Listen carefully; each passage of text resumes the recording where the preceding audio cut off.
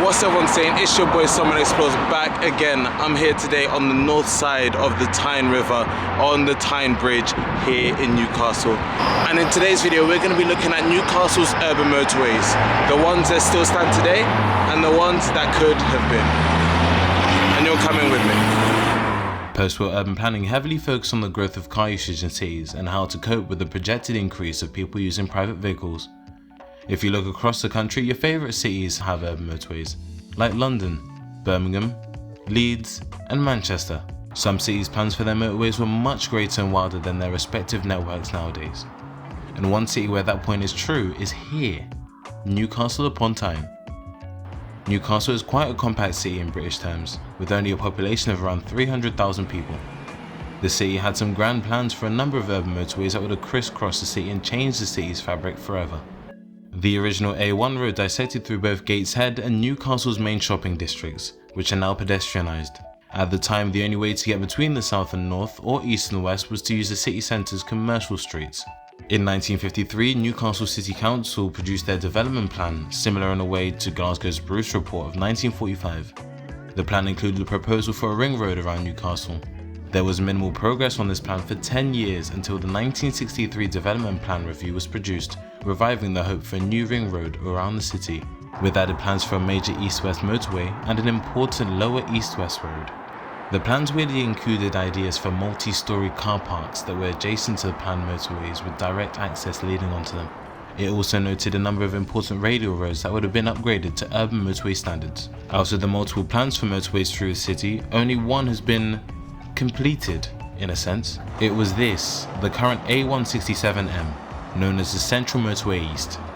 This route slices through the heart of Newcastle, connecting Tyne Bridge, carrying traffic across to Gateshead and Durham to Jesmond, one of the more affluent parts of the city, slicing through Northumbria University's main campuses. The motorway has 2 lanes in each direction, with no hard shoulder, and is useful for traffic that's aiming to get in or out of the city centre. Walking over the motorway on its many overpasses lets you look down on the magnificent scale of the motorway. But there's one thing you can notice in a few places which is unique to this country. The motorway is actually double-decked. This is something you'd see more in North America or some other places across the world, but not in the northeast of England. The CME opened in 1975 at a cost of £15 million and drastically changed the travel patterns in and out of the city from all directions. From what people comment on the short motorway, people are glad that it exists, allowing for an easy way to get across Newcastle city centre. Since the 90s, most routes from Scotland to the south and vice versa now skip the city centre on the newish A1 bypass, skirting itself out of the way of the city's traffic. Now, for the one project finished, there's a number of them that didn't reach the light of day. 3 years after the CME began construction, and following a reform in highway legislation, an interim review of road proposals was released in April 1975. Different projects were placed into one of 3 categories. Category 1, schemes that were allowed to proceed. Category 2, those road schemes for which a line would continue to be protected. And Category 3, schemes not to be proceeded with. One of them is the Central Motorway East Bypass, which would have linked the A167's junction with the A184 in Gateshead, and headed north, ploughing through where the stage building sits currently, then crossing the Tyne on yet another damn bridge, and roughly followed the path of Tower Street, Falconer Street and Byron Street, and then joining back at the junction with Great North Road, part of the original A1. Have a look here at Camden Street leading onto the CME. This was planned to be an entry slip road, maybe from the bypass onto the CME. Nowadays it's part of the local road network and leads to a car park for Northumbria University. The next council motorway project was this, the A695M Shields Road Motorway. Nowadays this is the A193, which runs all the way down to North Shields. To be fair, in practice the route was mostly built, but to a lower standard of road. The junction between the CME and Shields Road Motorway would have been here, next to Manners Rail and Metro stations. Its enormous size defo shows that something else was in the works here. Walking down Minden Street, it's certainly easy to see the proposed route of the motorway had it extended into town as the east-west underground motorway. Part of the east-west underground motorway would have been double-decker, then followed Durant Road under Northumberland Street, emerging at Percy Street near Eldon Square Shopping Centre to meet our next motorway that wasn't built. Which was this, the Central Motorway West.